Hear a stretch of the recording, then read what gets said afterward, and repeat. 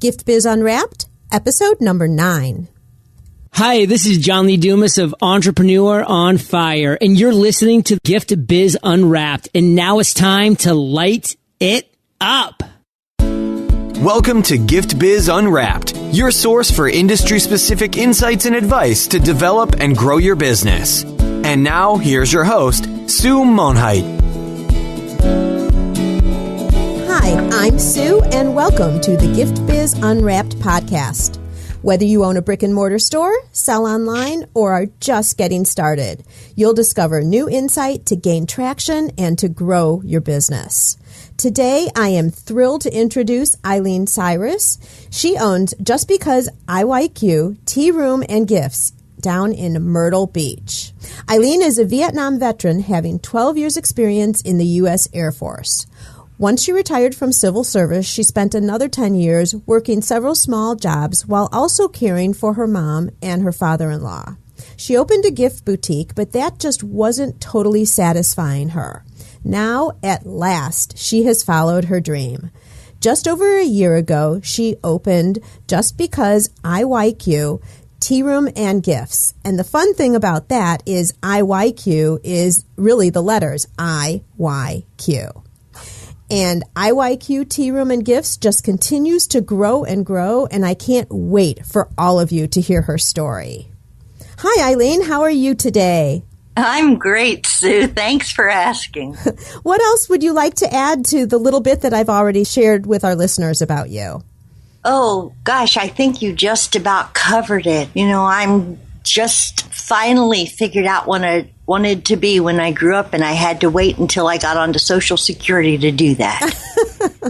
But, you know, it's so great because it shows that, you know, if you have this idea and something that's really in your heart, it is absolutely never too late to get started.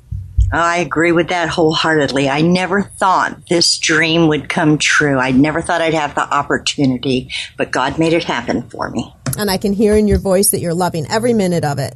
I am. It's so fun. And we're going to share with our listeners what that's all about in a second. But to get started, we like to align the conversation around the life of a motivational candle. The light shines on you while you share your stories and your experiences. So, Eileen, should we light it up? Yes, let's do that. I'm ready. All right. What color is the candle that we can envision for you? My candle is pastel pink, soft and inviting. Just like a tea room. That's right. Hey. And what would be the quote on your candle? This is a great one for me. It's, "She is clothed with strength and dignity and laughs without fear of the future." And that's from the Bible, Proverbs 31. Love that.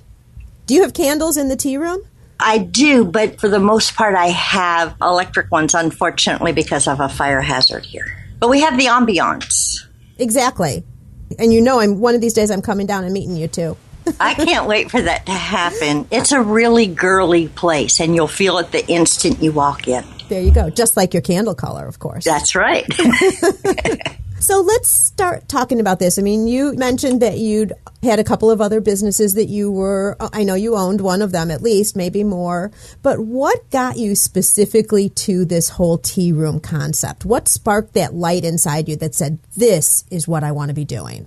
Well, you know, Sue, it goes back to my grandmother, all right? And when I was really little, she used to take me to the tea room with her. She was English, and she lived in New Jersey, and she used to take me with her. And every time she would, I hated it. All right. It's like it was horrible for me. I was a tomboy. I had to put on a dress with crinolines. This was in the early 1950s, and gloves and a hat. And I'm thinking, you know, it's like, I don't want to do this. But what really stuck with me, because my grandma passed away when I was only 6, and what stuck with me was how special I felt when I was with her. It makes me tear up. That special feeling that you get, you know, sometimes you just need to feel that warm fuzzy. And I decided that's what I really wanted to do. My heart was telling me I needed to make a space available for people who wanted to feel special, who wanted to smile, who wanted to be pampered, all of that. And I love to cook, so I always knew I wanted to open some kind of a food establishment, but it had to be different and special. And it all came together because my grandma led me in every direction here. Wow. So that true emotion then is really what gives you the passion and makes you keep going, I'm sure. Yeah, it's like every single day when I walk in here, I'm retired. That means I was tired yesterday and today I'm retired. But I've never worked this many hours or this many days in my life. But it's all so much fun. I walk in that front door and I'm happy. It is so cute. I mean, just stinking cute here. And so your whole goal is then to have everybody who comes into the tea room feeling that same feeling that you were feeling way back with your grandma. Absolutely. I want them to feel special, and I want them to just relax and to breathe and not be rushed or hurried. They can have a conversation. They can read a book. They can pray. They can do whatever they want to do here. That's the environment we've created. Okay, besides the environment, what other types of things do you do to give them that feeling that they're special and important when they walk in the door? Well, customer service is what we built our business on. So from the moment they open that door, someone has greeted them.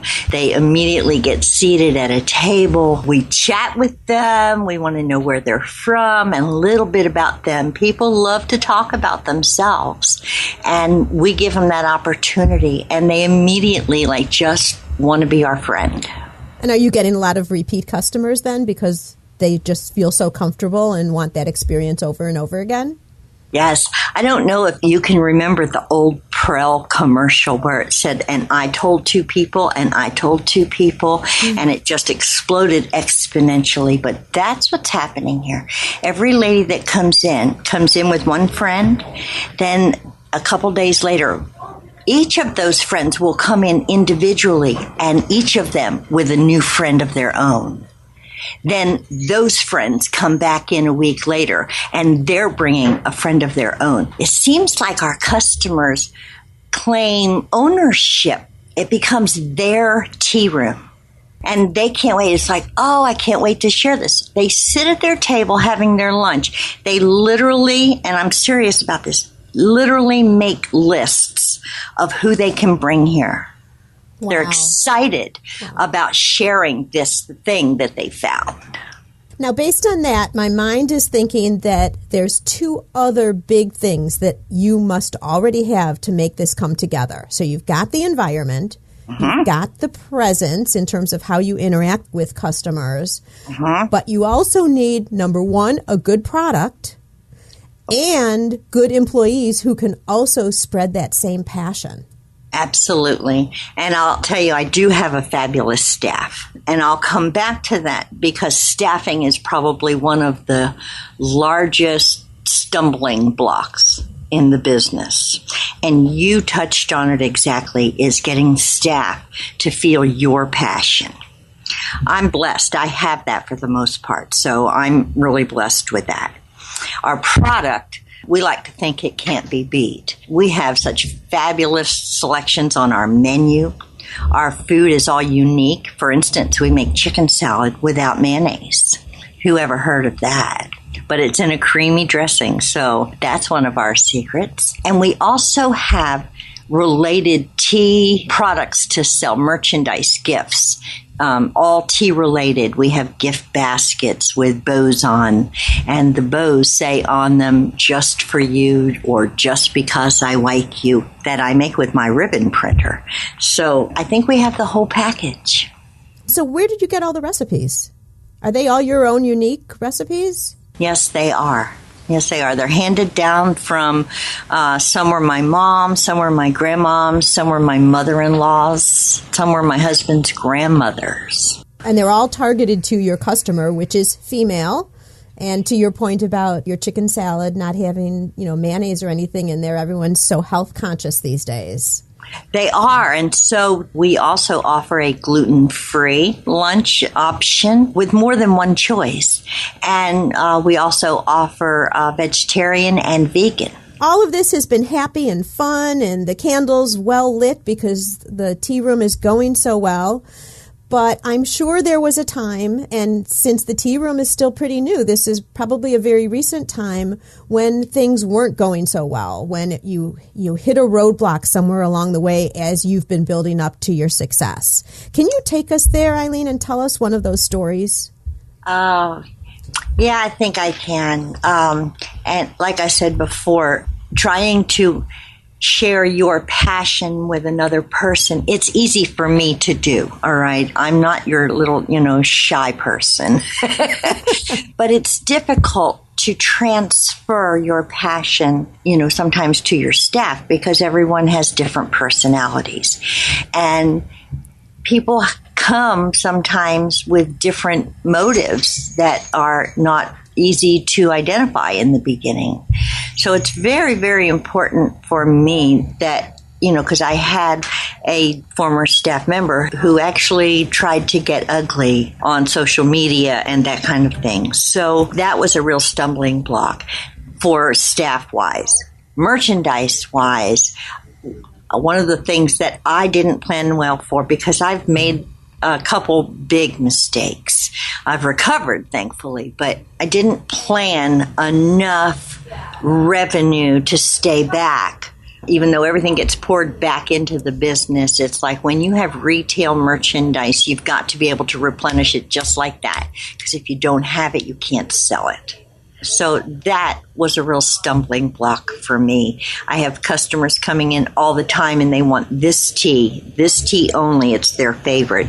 If I don't have it, I've lost them.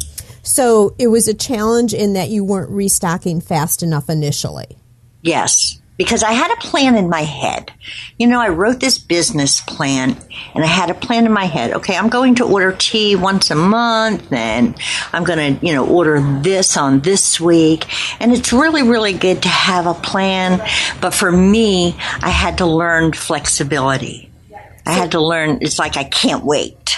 So what advice would you give our listeners if they're in a situation like that where it's kind of a consumable that you're not exactly sure what's going to be out of stock soon? Can you give our listeners any advice? How are you doing this now? Now what I've done is set up inventory controls on everything. And when I get to a certain point on a certain thing that I know is a big seller, for instance, my green mango peach tea, huge seller. All right. So I know when I get down to 4 cans of that left, I need to order 2 cases of it right then. I can't wait. All right, so setting inventory controls and reorder points is important because when you get really busy in the middle of the day and somebody comes to you and says, hey, Eileen, this is getting low. It's like, yeah, okay, I'll get that. But you forget. I forget.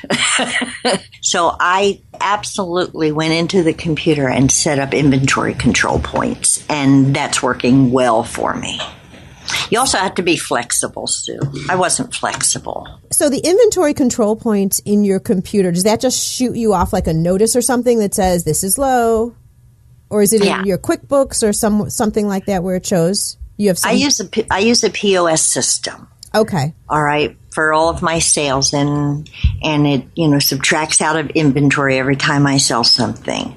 And can I say which one I use? I don't know. Absolutely, yeah. Okay. If you would endorse it, that's great for someone who might be looking for a system. Yeah. Well, I can tell you that I didn't have any big bucks to spend on a sophisticated POS system, so I went with Square. They have an inventory system. They had everything that I needed, and it doesn't cost me anything. It's fabulous for me. And so as I sell something, when it gets low, it'll pop up at the end of the day in my end of day report. It pops up a report of what I need to order. It takes all of that worry and stress. For me, that was really important because, I can get wrapped around the axle. And for now, I don't have to do that. Now I can just focus on my customers. Gift Biz listeners, We will put in the show notes links to any tools or any information that is shared on the podcast. So don't feel like you need to move to the side of the road or something to write all of this down. You'll be able to capture it in the show notes. Eileen, I want to go back just really quickly. You had kind of talked very briefly initially about an ugly situation that happened on social media. To the extent that you're comfortable, will you tell us a little bit about that story and also what you did? How did you overcome the situation? There are some people out there, and thankfully I have only run into one in a year, okay? But there are some people out there who are just mean. They're bullies, or they have a motive.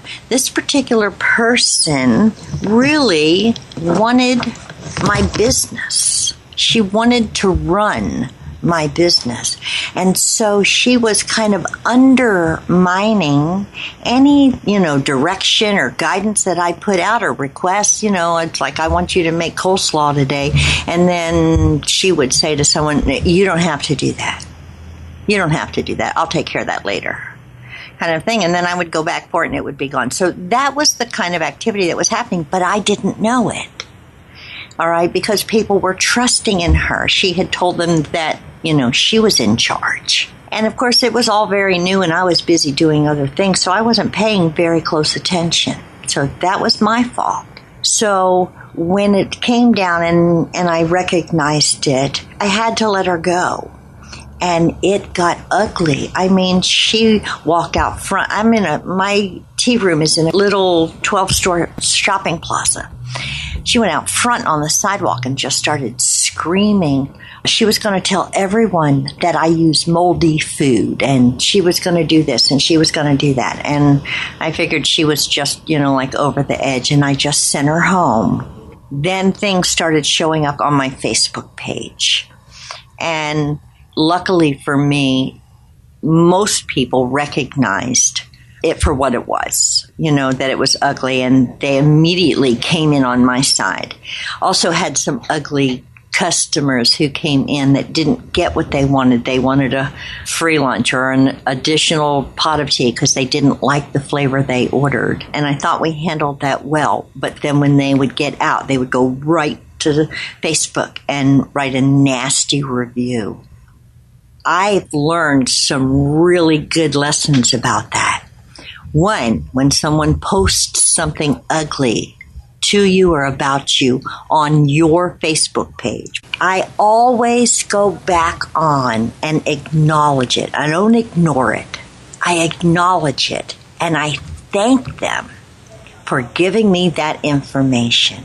And I offer that the next time that they come in, I want to sit down with them and hear more of their ideas, more of their opinions, because it's important for me to get it right. And it diffuses them immediately. I bet it does. Has anyone done that? Come back in and talked with you? No, they never come in. And there's never another word from them again.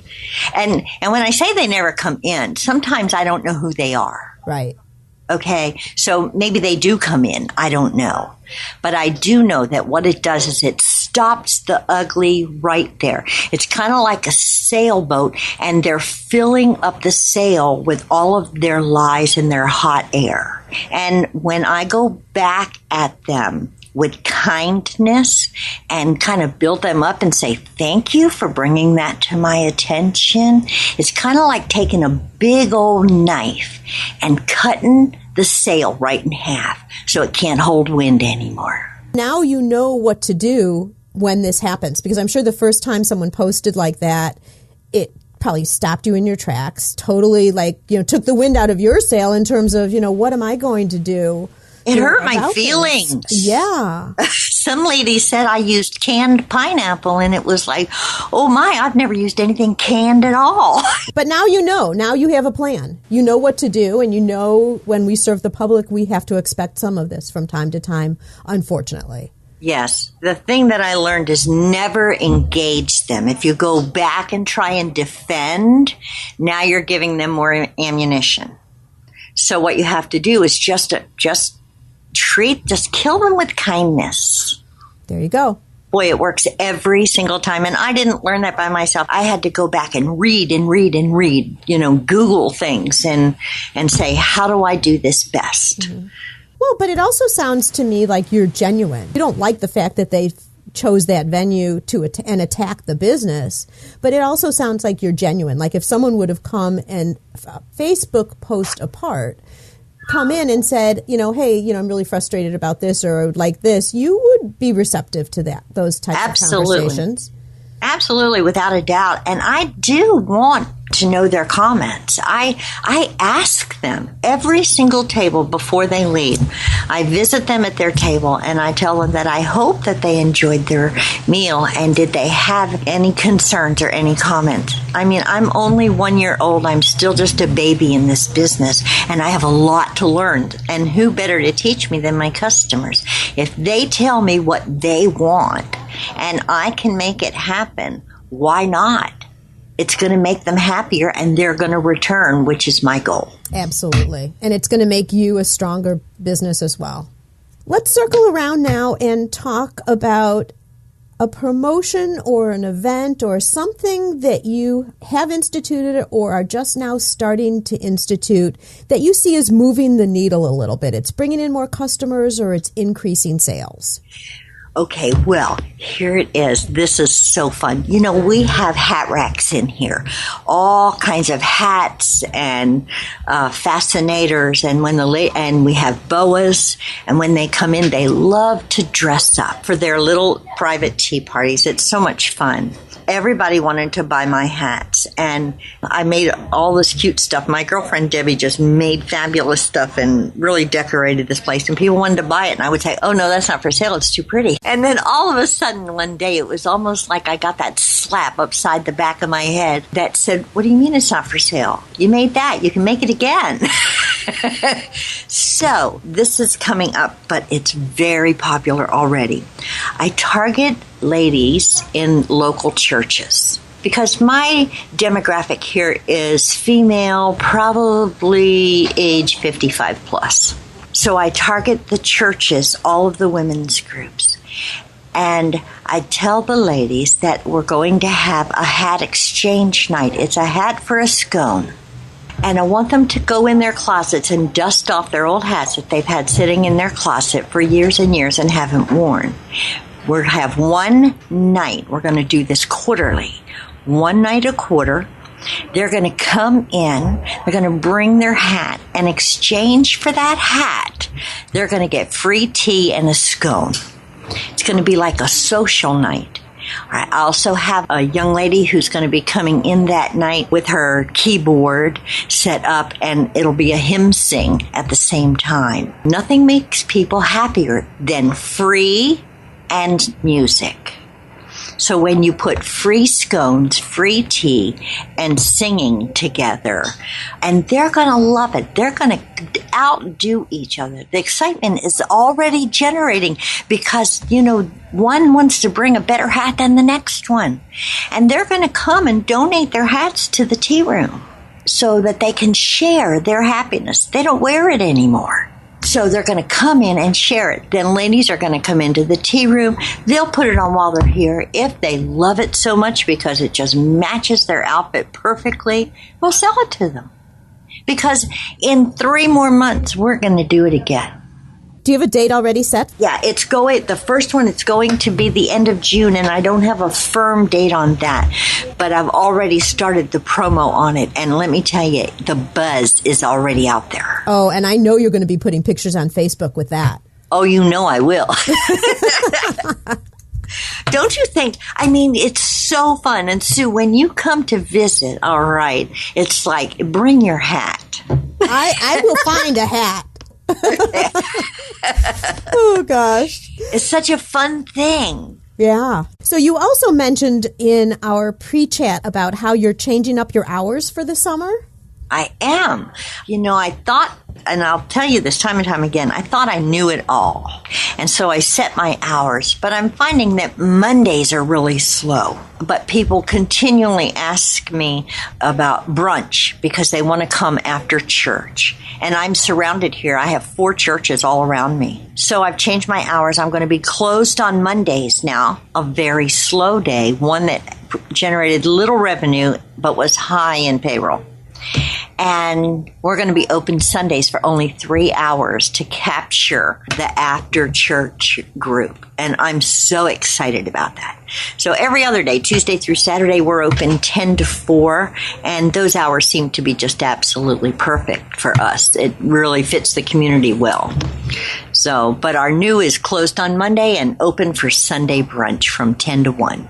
And so are you going to have some special recipes then for just Sunday brunches? Or We are. We're going to offer our regular menu is going to be available, but we're coming up with some exciting things. And you mentioned people like to eat healthy, but they still like their sweets.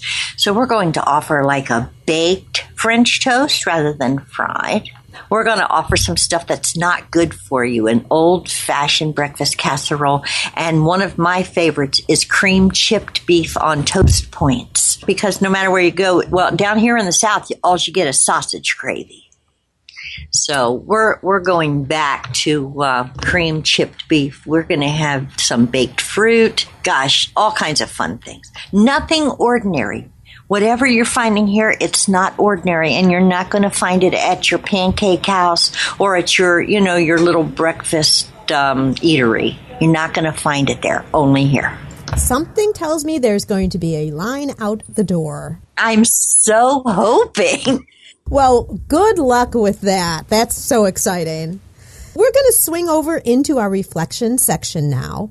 This is a look at you and gives us a feel for what's helped you with your success along the way. You've already shared quite a bit.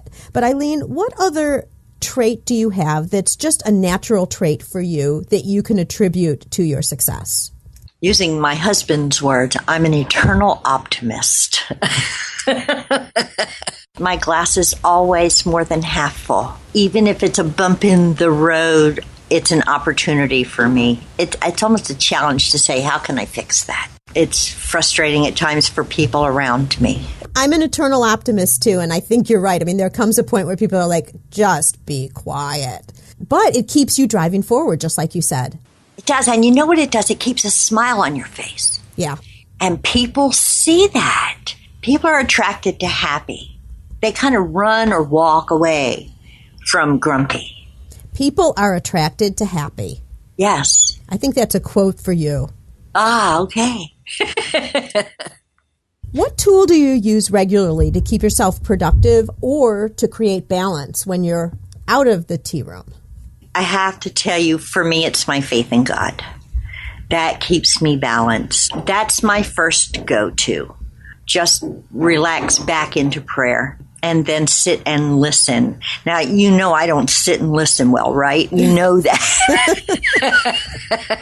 That's something that I'm working on and learning that about listening. That's my peace and my comfort. I'm also we're starting to form a mastermind group with just a few key people in it where we can reflect to one another about our businesses and things that are going on. So for me, that's it.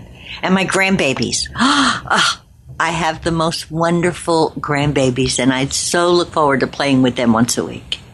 So for you, it's really just making sure to be able to take time to really reflect back on what's important to you and what you value in your life. Yeah, I have to recenter and refocus. Yeah. What book have you read lately that you think our readers could find value in? I had to think about that, but the book is called Think and Grow Rich by Napoleon Hill. It's just a marvelous book. Kind of walks you through and gives you things that you already know, but now you see it in print and it's like, oh yeah, I can do that. And he gives you ideas, and through that book is how I learned about the mastermind group. He gives you specific instructions. He doesn't just kind of write about stuff and then kind of let you off there to figure out how to do it. He tells you how to do things and lays out the steps. Absolutely fabulous resource book. Well, thank you for sharing that. Just as you're listening to the podcast today, you can also capture audiobooks with ease. Get an audiobook like the one Eileen's mentioning for free through Audible. All you need to do is go to giftbizbook.com and make a selection. That's giftbizbook.com. Okay, Eileen, we are rolling into the Dare to Dream section. Ooh, I'm a dreamer. Yay! I would like to present you with a virtual gift. It's a magic box containing unlimited possibilities for your future. This is your dream or goal of almost unreachable heights that you would wish to obtain. Please accept this gift and open it in our presence. What is inside? Wow. I would have a little laser light, and I could walk around with my little laser light. And when I see people that are unhappy, I would just point it and click it at them. And it would put a smile on their face, and then it would automatically bring them into my tea room and fill them up with whatever they needed to put a smile on their face. I love that. That's what I would do. And so if, even not having this laser light, people want to find you, come into your tea room or look at your Facebook page or something, or just talk with you, how is it best that our listeners connect with you? I have a website that's at www.justbecauseiYQ.com. Then go to my Facebook page, which is IYQ Inc. And can I tell them really quickly, Sue, how I got IYQ? Absolutely. Okay, because it's important and it'll help them remember it. When my daughter was 2, she did something bad. And I don't think it could have been too bad because she was 2. And I remember telling her, and I think maybe your listeners can relate to this, how much I loved her, but that I didn't like her very much at that moment. You know, it's like I think we've all told our kids that at some time or another. But my daughter, it had a big effect on her. And she would come running to me every day after that, more than one time a day. And she'd say, I like you, Mommy. I like you, Mommy. And it put such a smile in my heart that it would last me like the whole day because my heart would be happy. And I made a promise right then and there. Now, I have to tell you, this was 40 years ago. It was before the internet. It was before home computers. It was before anything like that. But it stayed with me all this time. And I made a promise that day when she first said it, that I was going to do something with it to put a smile on everybody's face that I encountered. So when they come to my tea room, I'm in Garden City, South Carolina, which is just south of Myrtle Beach and about an hour and a half north of Charleston, but worth the drive. And when they come into my tea room, it's their very first visit, and they tell me that they'll get a little sparkly pin that says, I like you. And so they'll always remember it. They'll never forget my chicken salad or quiche either, but the pin they can take with them. Thank you for sharing that. I love that. And this whole concept of making people feel good and enjoy their surrounding and their day-to-day now, if you will, just resonates throughout this whole conversation we've been having. So I can tell that it's just really deep within you, Eileen. It's continuous, making others feel happy and having a smile on their face. Yeah, Sue, it's one of the happiest things that I can say in my life, where I can actually do what I love doing and make other people happy by me doing what makes me happy. It just doesn't get any better. It doesn't get any better. No. So we'll capture all the links and all the information that Eileen has shared today. They'll be over on the show notes page, so you can just jump right over to giftbizunwrapped.com, and you'll see Eileen's show right there.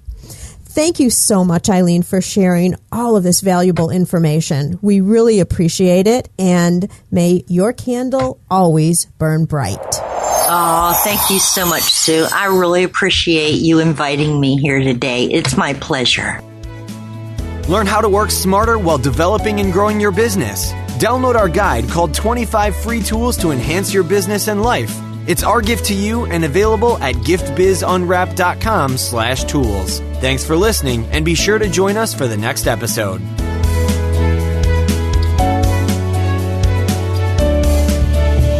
Would you like to be on the show? Or do you know someone who can provide valuable insight from their experiences? If so, we'd love to hear from you. All you need to do is submit a form for consideration. You can access the form at giftbizunwrapped.com/guest. That's giftbizunwrapped.com/GUEST. Today's show is sponsored by the Ribbon Print Company. Looking for a new income source for your gift business? Customization is more popular now than ever. Brand your products with your logo, or print a Happy Birthday Jessica ribbon to add to a gift right at checkout. It's all done right in your shop or craft studio in seconds. Check out theribbonprintcompany.com for more information.